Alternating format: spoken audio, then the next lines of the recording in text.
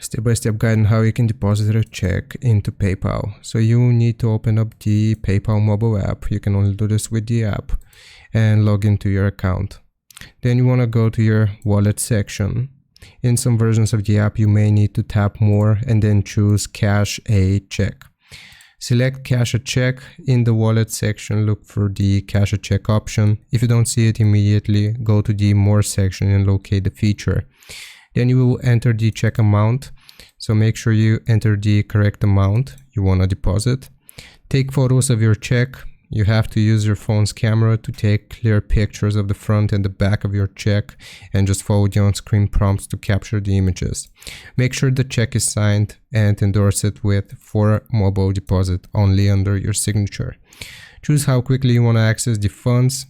Usually it offers two options: standard deposit with no fee within 10 days and instant deposit with a fee of 1% should be available instantly. You want to submit the check for review. Once you've entered the amount and taken the photo, submit the check. PayPal will review the check. The process can take a few minutes to complete, but in some cases it might take longer.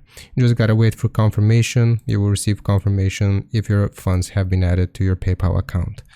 Hope this helps. Leave a like and sub. I'll see you next time.